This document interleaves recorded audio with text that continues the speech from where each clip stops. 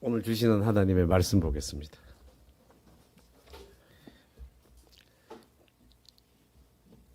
신약성경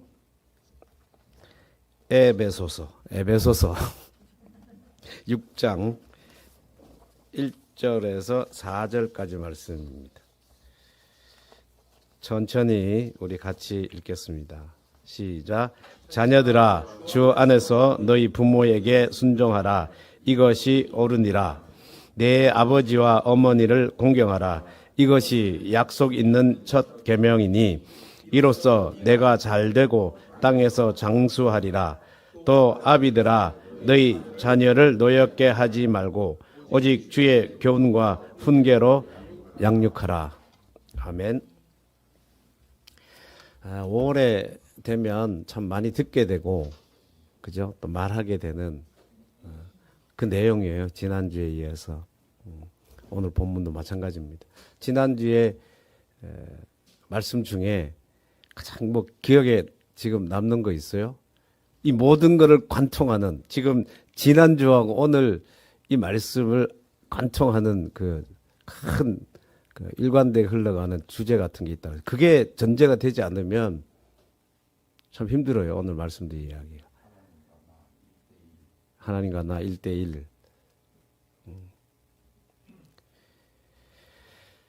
예, 맞습니다. 예. 1대1로 뭐 한다? 괄호 쳐줘야 된다. 그래서 하나님과 나와 뭐 해야 된다? 묶여 있다. 그게 지난주 성경의 표현으로 하면 뭐 경외라고 말씀 들을 수 있죠. 이게 부부 관계나 부모 자녀 관계나 주인과 종의 관계를 이해하기 위해서 우리가 늘 기억하고 있어야 될 그 일맥상통한 관통하고 있는 주제예요. 그 잘 기억하고 오늘 말씀도 가히 거기에서 벗어나지 않습니다. 보시면 1절 여러분들 한번 보십시오. 여러분들이 잘 아시는 말씀. 다 같이 읽겠습니다.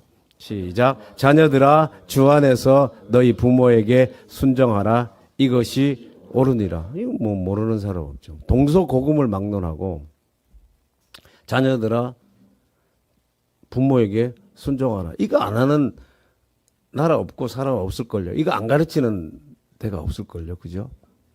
이것이 뭐하다? 옳으니라 그랬어요. 자, 옳다. 옳다란 말은 뭐냐면 하나님의 눈에 좋았다는 얘기예요. 하나님이 보시기에 좋았다는, 옳았다는 말입니다. 그 쉽게 표현하면 내 마음에 쏙 드는 일이라는 거예요. 옳다란 말은 하나님이 마음에 들어 하시는 거예요.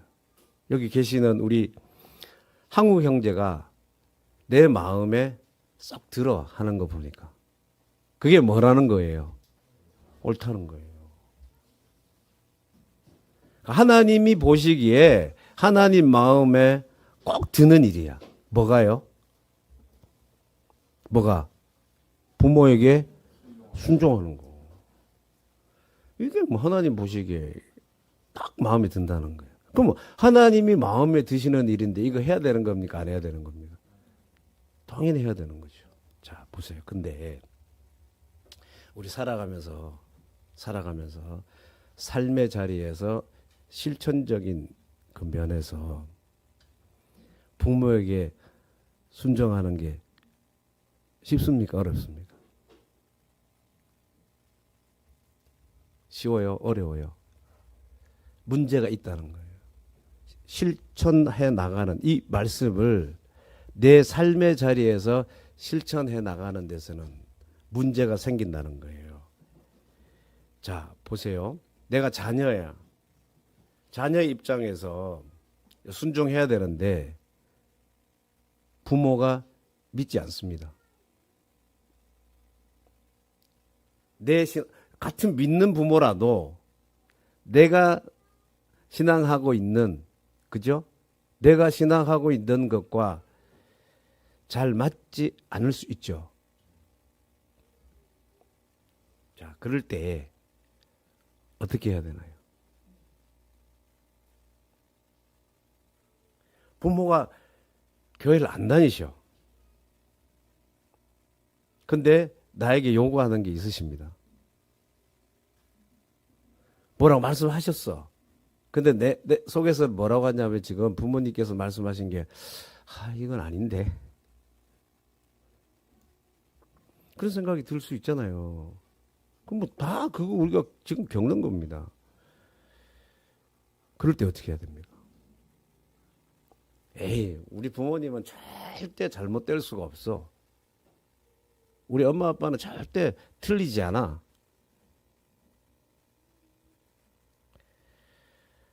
그럼 우리 다 듣고 자랐잖아요.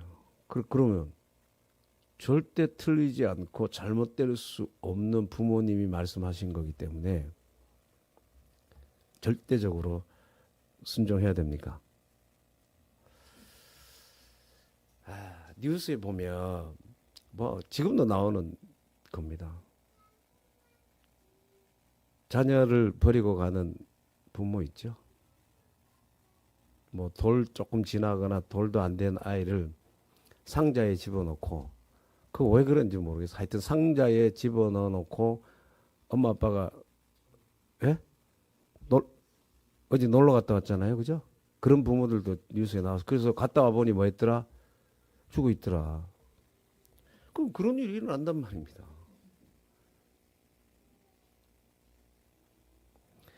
키우다가도 힘들어서 정말 너무 키워가 힘들어서 자녀들을 뭐 맡기기도 어디 위탁 시설에 맡기기도 하고 우리 제나 엄마가 그런 일 좀 하고 있지만 그런 아이들이 많이 있어진단 말입니다. 자, 부모라고 하지만 참 항상 옳아. 절대로 잘못될 수가 없어. 그렇게 생각하고 정말 순종해야 되냐 이 말입니다. 여러분 어떻게 해야 됩니까? 순종해야 돼요? 말아야 돼요? 순종하는 게 지금 성경에 하나님 보시기에 뭐하니라 그랬습니까? 옳다 말이야. 하나님 마음에 드는 옳은 건 하나님 마음에 쏙 드는 일이라 그랬거든요. 하나님 마음에 드는 일이 이거는 옳은 거예요. 하나님 마음에 드는 일이에요. 믿는 자인 이상 우리가 하나님 마음에 드는 일을 거부하면 안 되죠. 안 할 수 없죠. 반드시 해야 되겠죠. 이거는. 근데 부모가 그럴 분일 수 내하고 신앙의 차이로 인해서 갈등할 수도 있고 그런 분 많잖아요. 다른 종교를 가진 분들도 있을 수 있고 나는 중간에 하나님을 알게 돼가지고 지금 하나님을 믿는 사람으로 살아가는데 어떻게 해야 되냐 이 말. 자, 오늘 사도 바울은 뭐라고 하고 있냐면 실천하는 데 있어서 어떻게 해야 되냐면 부모님이 어떤 분인가 라고 하는 것은 사실은 문제가 돼야 안 돼요. 안 돼요. 제가 질문을 여러분에게 부모님이 이런 부모라면 어떻게 해야 되냐 이렇게 물었기 때문에 여러분들이 참 고민이 있는데 갈등이 생기는데 실천적인 삶에 있어서 내 부모를 공경하는 데 있어서는 내 부모가 어떤 부모냐 하는 것은 중요하다 중요하지 않다? 중요하지 않다. 그거를 지금 사도 바울이 얘기하는 거예요. 우리가 부모님이 어떤 부모인가에 초점을 맞추기 때문에 내가 이분들이 말씀하시는 것을 지켜야 되냐 말아야 되냐 그러면 어떻게 해야 되냐를 고민하게 되는데 내 부모가 어떤 부모님이다 라고 하는 것은 중요하지 않습니다. 그게 중요한 것이 아니고 사도 바울의 입장에서 보면 뭐라고 그랬습니까? 다시 한번 여러분들 보세요. 자녀들아 어디에서? 주 안에서. 부모님이 어떤 부모냐가 아니라 내가 주 안에 있느냐 없느냐가 중요하다는 거예요. 그래서 주 안에서 뭐 해라? 부모님께 순종해라. 그 지난주에 말씀도 보세요. 연결해. 그게 이제 주님을 뭐 하는 가운데 경외하는 가운데 뭐 하라 그랬습니까? 피차 복종하라. 부부 관계도 마찬가지예요. 자기가 뭐 남편에게 복종해야 될 이유가 어디 있습니까? 그죠? 아내에게 복종해야 될 이유가 뭐가 있어요, 내가? 피차간에서는 못한 게 뭐 있습니까? 따져보면. 남편보다 못한 게 뭐 있고, 아내보다 내가 아래에 서야 될 이유가 어디에 있습니까? 없지. 내가 뭐 못 보기를 해서, 내 힘이 없어. 그렇게 나올 수 있단 말입니다. 근데 우리가 피차 복종하는 게 뭐라 그랬습니까? 아래에 선다 그랬잖아요. 아래에 선. 그 사람의 상대방을 아래에 서주고 그분을 뭐 해주는, 승격시켜주는 거. 그게 복종하는 거라고 해요. 높여주는 게 복종하는 거라고 그랬잖아요. 그래 하기 위해서 뭐가 있어야 돼요? 경외. 그거를 제가 하나님과 뭐 하는 걸로? 과로하는 걸로. 하나님과 과로하고, 항상 하나님과 과로된다는, 내가 하나님과 묶여 있다는 거는 나의 첫 번째 상대가 누구예요? 첫 번째 내가 대하는 상대가 누굽니까? 아내입니까? 남편. 그렇죠. 아내를 상대하기 전에 누구를 먼저 상대하고 있는 거예요? 하나님을 상대하고 있는 거예요. 남편을 상대하기 전에 내가 누구를 상대하고 있는 거예요? 하나님 상대. 그게 과로로 묶여 있고, 오늘은 과로를 하나 더 치는 거예요. 그렇게 과로 묶고 있는 상태에서 중과로 하나 더 묶는 거예요. 그렇게 과로 묶고 있고 또 하나가 더 들어와야 되는데, 거기에 누가 들어? 부모가 들어오셔야 되잖아요. 자녀가 들어와야 되잖아요. 그러니까 뭘 묶어야 돼? 과로 하나 더, 중과로. 더 큰 과로. 그 다음에 대과로가 있겠죠. 중과로로 묶고 서로 뭐 해야 되냐? 사랑해야 돼. 그러니까 지금은 이제 먼저 부모님에 대해서 얘기하는데, 부모에게 순종하는데 자녀들 입장에서 우리는 지금 끼어 있어. 여기 다 자녀고 또 부모야. 근데 자녀로서 이제 부모님을 순종해야 되는데, 그러려고 하니 내 부모가 어떤 상태, 어떤 부모냐? 이게 중요한 게 아니고 뭐가 중요하다? 내가 주 안에 있느냐 없느냐는 거예요. 지난주에 경외했다면 오늘은 뭘로 지금 사도 바울이 표현하고 있어요? 주 안에서. 이게 다 과로예요. 주 안에서 그렇게 하라는 겁니다. 주 안에. 부모가 어떤 부모냐 중요한 게 아니라 내가 주 안에 있느냐 없느냐. 그럼 주 안에가 어떤 개념인지를 알아야 되겠죠. 주 안에 있다는 게 뭡니까, 여러분? 이 굉장히 많이 나와. 주 안에서, 주님 안에서, 뭐 예수 그리스도 안에서, 이런 말이 사도 바울이 즐겨서는 쓰는 용어예요. 주 안에서, 주님 안에서. 자, 주님 안에서가 여러분들 평소에 많이 쓰잖아. 여러분들도 쓰잖아. 그죠?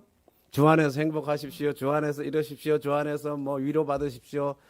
뭐 그런 말. 우리도 오늘도 장례 한 분 났는데 거기 카톡에 보니까 뭐 주님 안에서 위로를 받으시기 바랍니다. 이래 하거든요. 주님 안에서 위로. 자, 여러분, 주 안이 어디예요? 주님 안. 믿음 안. 그 믿음 안을 맞는데 주님 안인데 그게 어디냐 이 말입니다. 그 하나님 안이 어디예요? 예? 십자가? 좀 더 구체적으로 가네. 예.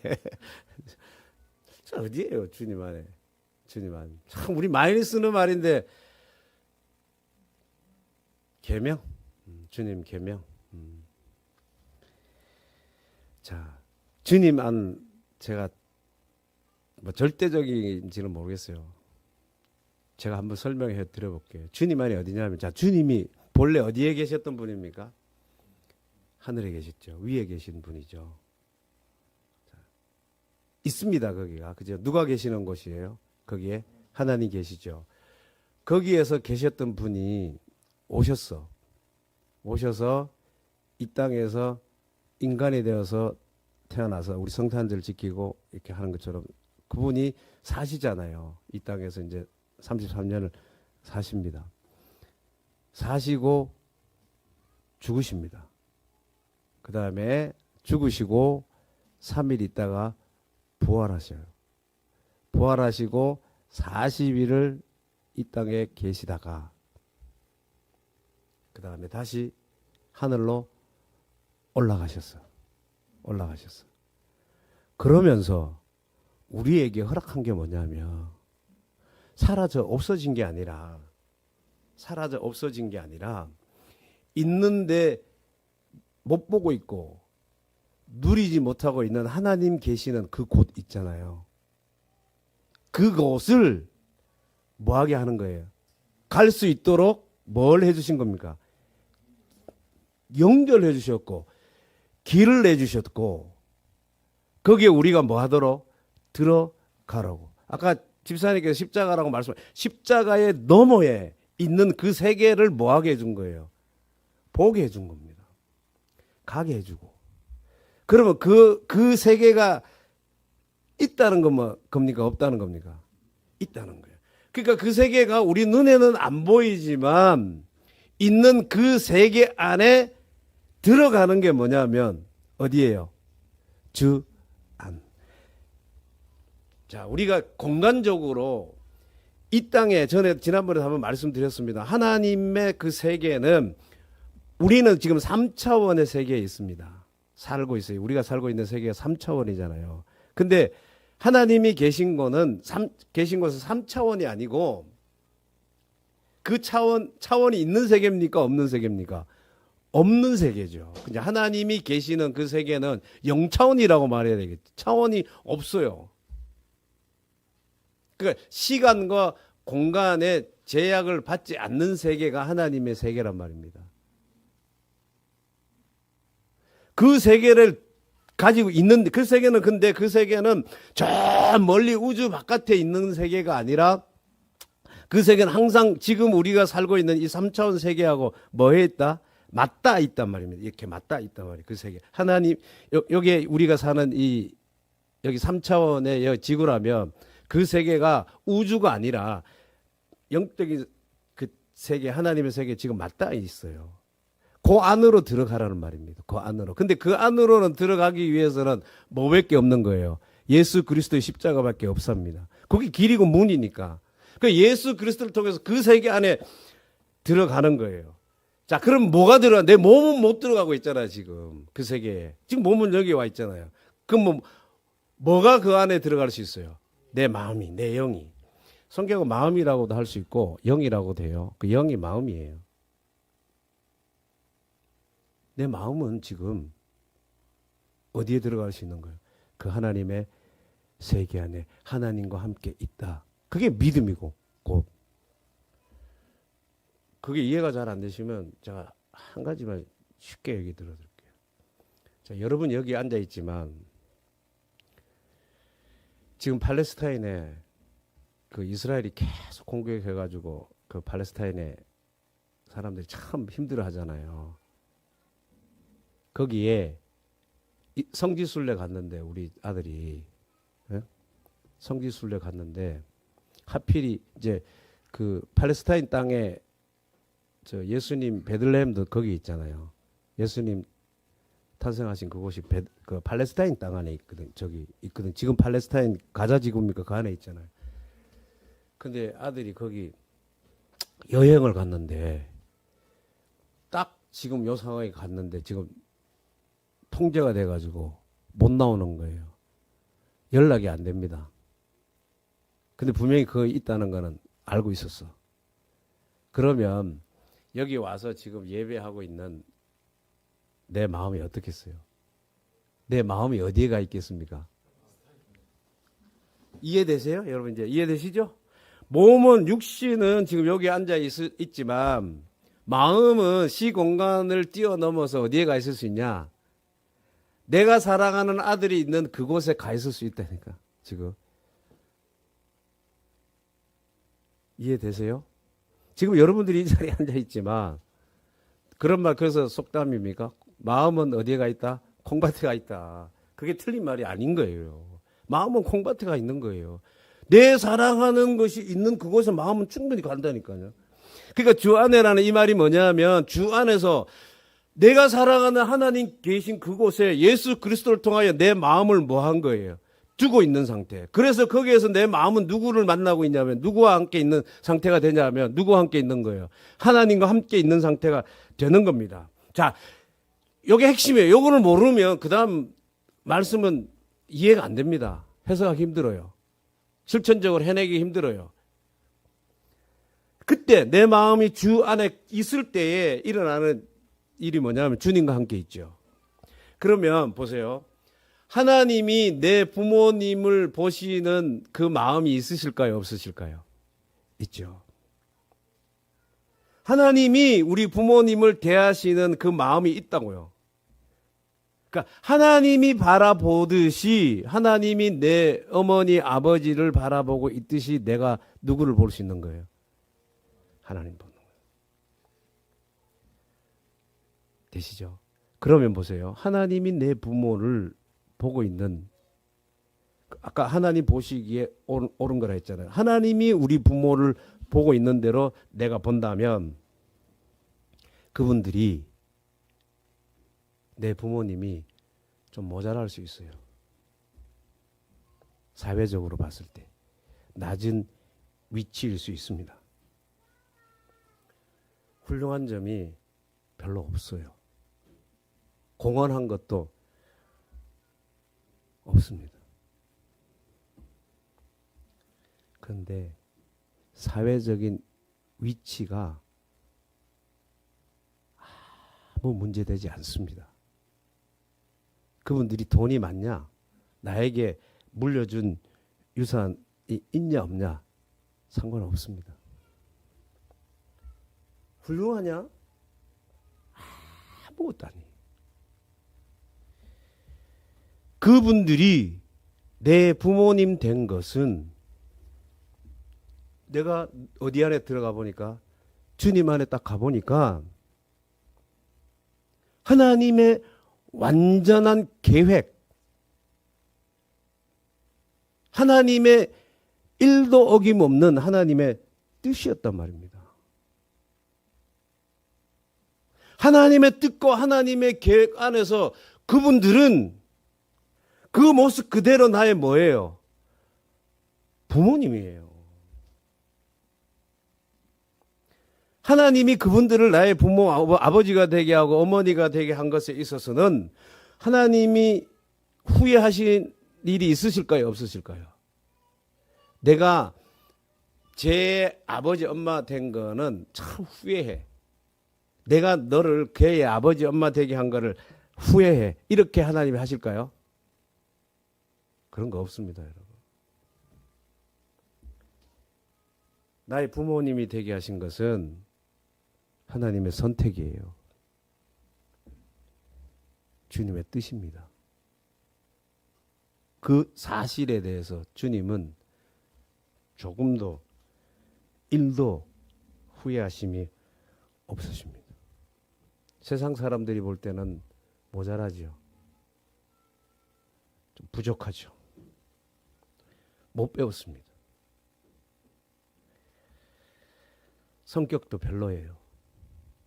좀 자상하면 좋잖아. 잘 챙겨주면. 그런 거 없습니다. 심지어는 돌보는 것도 시원찮아요.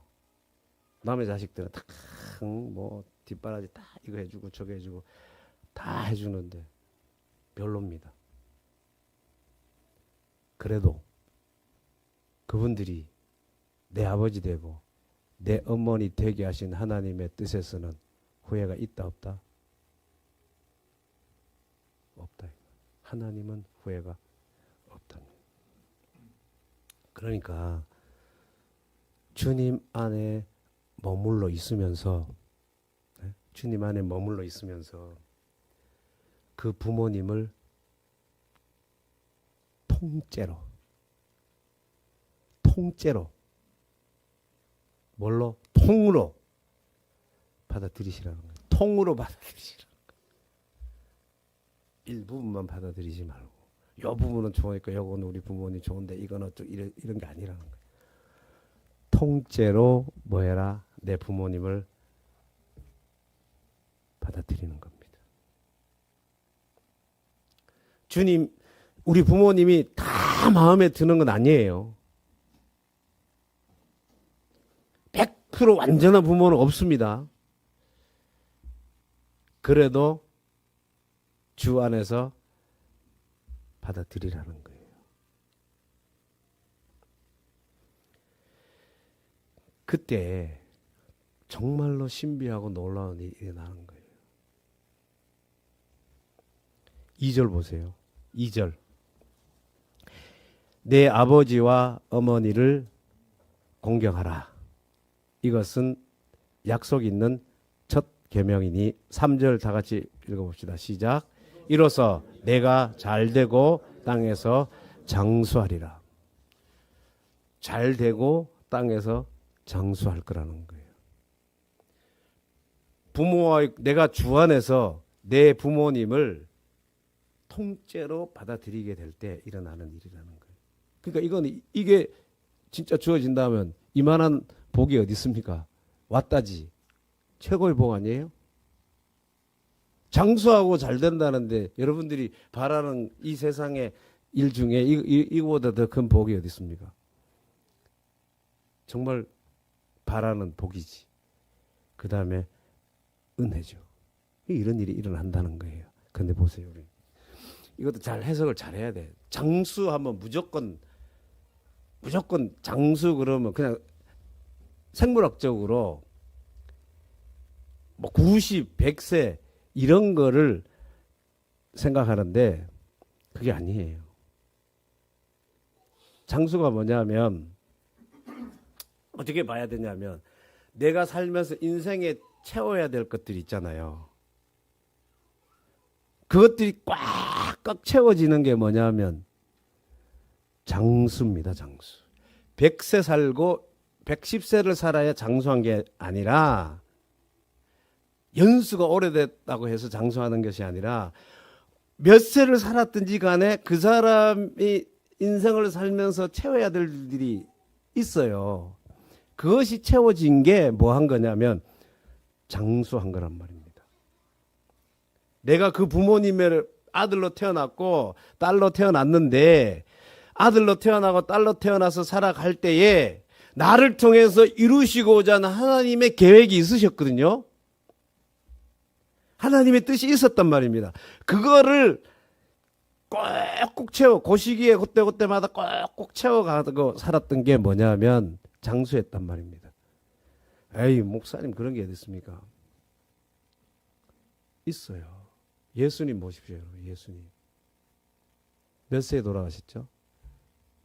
33세. 근데 예수님 돌아가실 때 뭐라고 그랬습니까? 맨 마지막 말이 뭐예요? 다 이루었다. 예수님은 33세에 단명하신 게 아니라 더 이상 하나님께로부터 하나님의 계획과 뜻 속에서 예수님이 33세 이후에 살아야 될 시간적 이유가 있습니까? 없습니까? 없어요. 그냥 33세로 예수님은 단명하신 것이 아니라 33세로 그분의 인생을 살아야 될 것을 꽉 하나님의 뜻을 하나하나 채워가면서 꽉꽉 채워서 33세에 꽉 채운 거예요. 이거는 뭐예요? 장수. 개념이 바꿔요. 우리는 자꾸 90 그러면 아무 뭐 생물학적 인간은 그 50 남자로서 60 넘어가면 생물학적 기능을 다 했다고요. 그 자녀를 낳은 걸로 남자의 존재 이유가 끝났다고 보는 그 사회학자들도 있어요.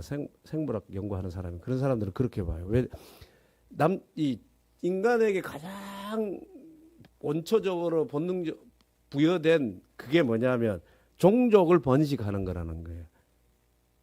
그것 때문에 일하는 거고 그것 때문에 돈을 버는 것도 그것 때문에라는 거예요. 내가 가지고 있는 좋은 씨를 퍼뜨려야 된다고 생각하기 때문에 돈을 많이 벌어서 내가 이런 좀 뭔가 뭐라 그래 월등하고 위대한 사람이고 있는 사람이라는 걸 과시하려고. 근데 인간의 본능이라는 거 그게.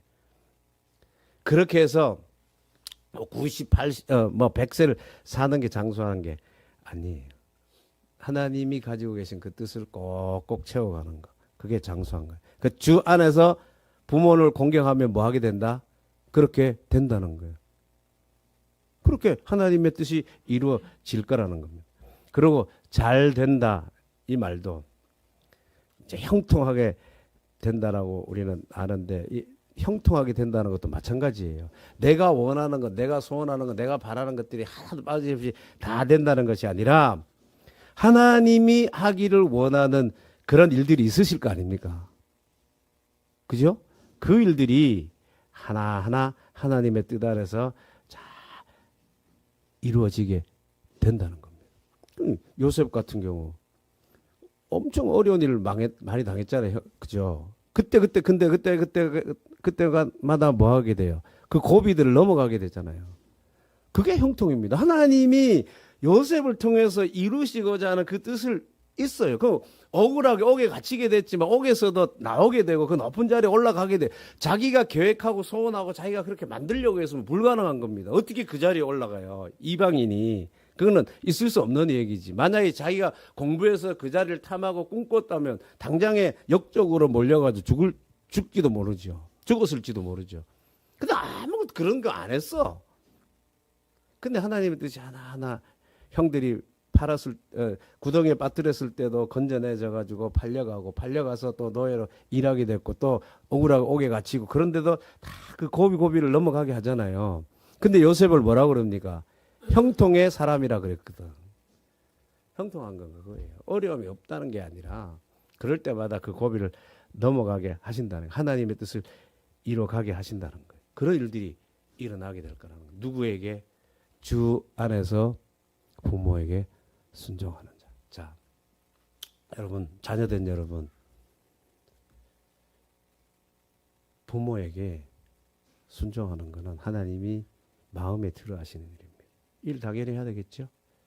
우리 부모가 좋은 부모냐, 안 부모냐, 물려줄 게 많냐, 없냐, 성격이 좋으냐, 안 좋으냐, 이런 거 상관없습니다. 이젠 여러분 부모가 아직 살아계시면 통째로 받아들이는 거예요. 엄마를 통째로 받아들이는 겁니다. 우리 엄마가 좋냐 나쁘냐. 왜 물려준 게 없냐 이러지 말고 어디 안에서? 주님 안에서. 부모는 하나님이 선택하여 내 부모가 되게 하신 분들이 나에게 주어진 선물입니다. 하나님의 뜻의 결정체예요. 거부하지 마시고 받아들이고 그렇게 살아야 됩니다. 자, 그 다음에 이거 참 아비들아 4절 말씀인데 아비들아 너희 자녀를 노엽게 하지 말고 오직 주의 교훈과 훈계로 양육하라 그랬잖아요. 이제 여기 자녀들 양육하실 거잖아. 이제 지금 양육하고 있잖아요. 여러분 보십시오. 좀 이상하지 않아요? 있고 뭐가 이상하다는 생각이 안 들었습니까? 아비들아 너희 자녀들을 노엽게 하지 말고 그랬단 말입니다. 노엽게 하지 말라는 건 뭡니까? 화나게 하지 말라는 거거든요. 성나게 하지 말고 분노하게 하지 마라. 자녀들이 한마디로 확 와닿게 얘기해 드릴게요. 뭐예요? 열받게 하지 말라는 거예요. 여러분 자녀들 열받게 하지 말라는 거예요. 성질 내게 하지 말라는 거예요. 자, 보십시오. 제가 왜 이상하지 않냐 이거 읽고 물었냐면 누가 화나게 하지 말아야 돼. 뭐가 거꾸로 된 거 아니에요? 네? 자녀들이 누구를 화나게 하지만 안 되는 거예요. 부모님을 화나게 하고 성내게 하고 분노하게 하면 안 되는 거 아닙니까? 근데 성경은 뭐라 그랬어요? 거꾸로 반대로 자녀들아 아비들아 여기 아비는 부모를 말하겠죠. 뭐 당연히 그죠? 아비들아 부모들아 자녀들 열받게 하지 마라 이 말이거든요. 여러분 열받으면요 사람도 살인해요. 열받으면 최초의 인간 살인이 어디서 일어났죠? 창세기 가인 동생 죽이잖아요. 왜 죽입니까? 열받아가지고. 왜 열받았죠? 네? 안 받아들여져서. 하나님이 자기를 안 받아주고 누구를만 받아줬다고 생각해서 동생만 받아줬다고 생각합니다. 동생만 받아줬다고 생각하니까 열받아가지고 그러니까 살인은 결과일 뿐이에요. 살인했기 때문에 죄가 아니라 이미 열받아가지고 얘는 살인은 그냥 그 중에 형태 중에 하나지 그죠? 열받아가지고 안 받아준 거, 자기가 받아들여지지 않은 것에 대해서 자기도 안 받아준 거예요. 누구를? 동생을. 내가 안 받아들여졌다고 생각하니까 열 확 난 거야. 그러니까 누구도 안 받아주는 거예요. 자기는 자기 동생을 안 받아주는 거예요. 그 사람이 그렇다니까. 내가 안 받아들여지고 있다고 여기면 모든 대상들을 받아들일까요? 안 받아들일까요? 안 받아들일 수 있죠. 그 열받은 거예요, 지금. 그 열받게 하지 마라 그랬거든요, 지금. 왜 열받냐 하면 자녀들이 하고 싶은데 못하게 열받지. 컴퓨터 좀 하고 게임 좀 하고 싶은데 못하게 한단 말이야. 열받는 거예요. 가고 싶은데 못 가게 해. 놀고 싶은데 못 놀게 해. 그러니까 자기의 것이 안 받아들여지는 거예요. 그럼 목사님 그냥 자식들이 하달라는 대로 다 해줘야 됩니까? 자, 여러분, 이 말씀을 통해서도 꼭 우리가 기억해야 될 게 있어요. 자, 내가 내 마음대로 하기 이전에, 부모로서 하기 이전에 자식을 향한, 내 자녀들을 향한 하나님의 계획이 있으실까요? 없으실까요? 그게 문제예요.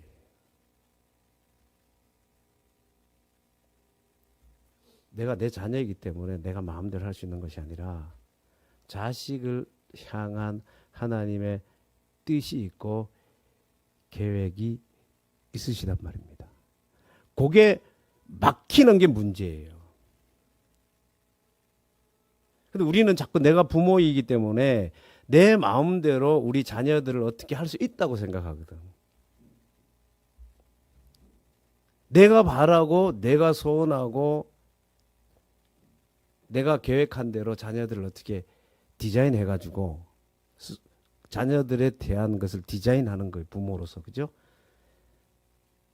그렇게 해가지고 어떻게 만들어 보려고 하는 거예요. 그게 뭐냐? 이렇게 했으면 좋겠다. 그러려면 어떻게 해야 되지? 이게 다 디자인하고 그렇게 만들어 가려고 하는 거예요. 이런 사람이 되게 해야겠다. 내가 디자인했죠. 그럼 뭐 그런 사람이 되게 하기 위해서 뭔가 후속 조치가 나올 거 아닙니까? 이러면 좋고 저러면 좋겠고 다 이게 다 디자인하는 겁니다. 그러지 말라는 거예요. 내 자녀들이 내가 보기에는 좀 모자란 것 같고 좀 똘똘하고 다른 집 애들 비교해서 똘똘하지 못한 것 같을 수 있지만 그 내 아들과 딸을 향한 하나님 아버지의 계획이 있다 없다? 있다.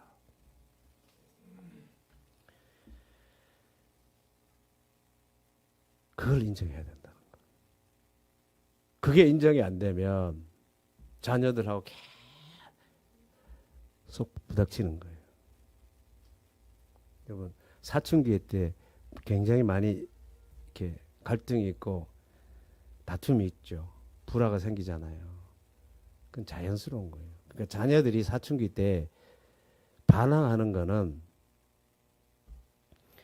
이제 부모님하고 결별하려고 하는 거예요. 결별의 선언입니다. 부모님하고 이제 떨어지고 싶다는 거거든요. 그때 잘 해야 돼. 그때 잘 떨어지고 누구에게 보내야 돼요? 하나님께로. 그들이 반항하는 거는 부모하고 결별을 선언하는 거거든요. 그때 부모와 결별하고 누구에게 가도록 해줘야 되냐면 누구에게 가도록? 하나님께 가도록 인도해줘야 된다는 거예요. 그렇게 해야 돼요.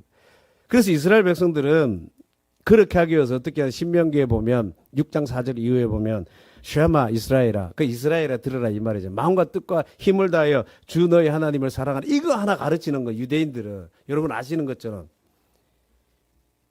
유대인들이 뭐 해외 나와 있는 그 본토에 사는 사람들, 팔레스타인 지역에 사는 유대인들 말고도 세계로 흩어져 있는 유대인들을 다 보면 한 뭐 1,500만 명, 1,000만 명 좀 넘는다 하는데 근데 그 사람들이 세계 인구에 비하면 몇 프로 안 되잖아요. 2, 3%밖에 안 된대요.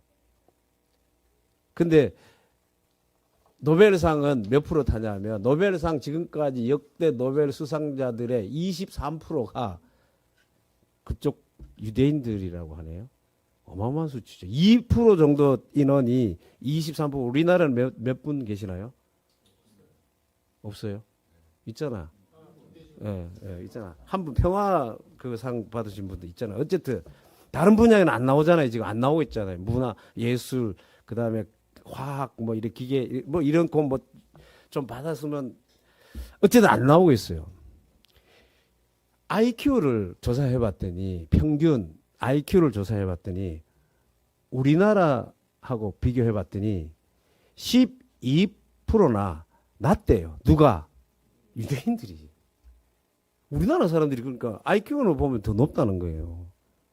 자, 이걸 자랑하려고 하는 것이 아니라 이분들도 유대인들도 지금 굉장히 잘못하는 거 많아요. 유대인이 다 좋은 건 아니죠. 어쨌든 그 교육 하나만큼은 이 사람들이 뭘 어떻게 가르치냐 하면 하나님을 좋아하고 하나님을 사랑하는 것을 최우선적으로 가르친 이거 하나는 철저하게 가르쳤다는 거예요. 그 어느 곳에 있든지 누구와 연결되도록 가르치는 거예요. 하나님과 연결되도록 그거 하나만은 놓치지 않았다는 거예요. 하나님께로 가라는 거예요. 하나님께로 하나님이 보이게. 그게 뭐냐면 여기 주의 교훈과 훈계를 양육한 사도 바울이 이렇게 말했지만 이게 바로 뭐냐 훈계한다는 게 뭡니까? 정신이나 마음가짐을 올바른 자리에 위치하도록 한다는 뜻이거든요. 훈계한다는 게. 올바른 자리에 위치하도록 하는 게 훈계고 교훈도 그렇게 바른 자리에 가도록 하는 게 교훈이거든요. 그렇게 가르쳐라는, 그렇게 양육하라는 거예요. 내 자녀가 화나게 하지 말고 열받게 만들지 말고 내가 내 자녀에 대한 계획을 가지고 꿈을 가지고 비전을 가지고 소원을 가지고 너 이때는 이렇게 해야 되고 저때는 저렇게 해야 돼 이게 아니라 디자인해가지고 내 자녀를 만들려고 하지 말고 내 자녀에게 있을 하나님의 뜻이 있습니까 없습니까? 있다 이 말입니다. 그것이 이루어지도록 자녀를 통해서 일어나도록 해야 되기 때문에 내 자녀들이 다른 거 하나 말고 오직 내가 부모로서 할 수 있는 거는 다른 것 말고 내 자녀가 누구를 볼 수 있도록 하나님을 볼 수 있도록 하나님을 만날 수 있도록 그렇게 계속 몰아가라는 거예요. 내가 디자인해가지고 내가 내 자녀를 새롭게 제작해서 만들어가지고 어떻게 자녀들을 한번 자녀들의 인생을 꽃피워주려고 하지 말고 내 자녀에게 가지고 계시는 하나님의 뜻, 계획이 하나님의 소원이 이루어지도록 훈계하는 겁니다. 그게 그렇게 훈계하는 게 뭐냐면 하나님이 계시고 하나님이 좋고 하나님이 절대적인 주권을 가지고 이끌어 가신다는 것을 우리가 믿고 있기 때문에 내 자녀들도 그렇게 살아갈 수 있도록 내 자녀들을 어디에 그쪽으로 계속 몰고 가는 겁니다. 목자가 양을 몰고 가듯이 내 자녀들을 그쪽으로 몰아주라는 거예요. 그거 하나 해주라는 거예요. 그거 부모로서 진짜 우리가 엄마로서 아빠로서 할 수 있는 거 그것뿐입니다. 그거를 누가 기뻐하시냐면 하나님이 기뻐하실 일이라는 거예요. 자녀들 마음에 안 들 수 있어요. 그 내가 계획하고 있고 내가 바라는 게 있기 때문에 당연히 마음에 안 들지. 내가 뭔가 디자인하는 게 있기 때문에. 근데 그거 내가 마음에 안 들기 때문에 자녀들을 뭐하게 하냐면 화나게 하거든요. 노엽게 하거든요. 그러지 말고 내 자녀들이 누구를 볼 수 있도록 하나님을 볼 수 있도록 그렇게 몰아가라. 하나님을 어디서 만날 수 있습니까? 그들이 예수 그리스도의 십자가. 그거 하나 얘기하면서 너희들 하나님 있다. 하나님 있다. 하나님 잘 섬기고 하나님 있음을 인정하며 살아라. 그 어떻게 될지 아무도 모르고 하나님이 그를 어떻게 계획하고 있는지 어떻게 합니까? 그죠? 그렇게 자녀들을 한번 키워봐서 우리 그 말씀 교회 교우들의 자녀들이 정말 하나님 다 보고 하나님이 기뻐하고 우리는 또 자녀로서 그 부모님을 있는 그대로 받아들임으로 하나님이 기뻐하는 일을 감당해내는 우리의 삶 되실 수 있기를 바랍니다. 기도하겠습니다. 하나님 고맙습니다. 참 감사합니다. 내가 부모된 자로서 내 자녀들을 주님이 잘 보이는 그곳으로 우리 자녀들을 몰아가는 자들 되게 해 주옵소서. 더 이상 내가 자녀들을 내 계획과 내 뜻과 내 비전 안에 가두어 두지 않도록 그래서 화나게 만들지 않도록 도와주시고 또 이제 내가 자녀로서 내 부모님을 주 안에서 순종하는 것이 하나님이 마음에 들어 하시는 일이라는 것을 알게 되었습니다. 주님 안에서 내 부모가 지금 어떤 분이든지 그분이 나에게 물려준 것 없고 설령 도움이 되지 않는 일이고 나에게 부당한 일을 하게 하실지도 모르지만 내 마음에 들지 않지만 하나님의 계획이었고 하나님의 뜻이었고 하나님이 원하시는 일이기에 내 부모를 통째로 받아들이고 그분들에게 순종하며 살아가는 저희들 삶 되게 하여 주옵소서. 예수님의 이름으로 기도하옵나이다. 아멘.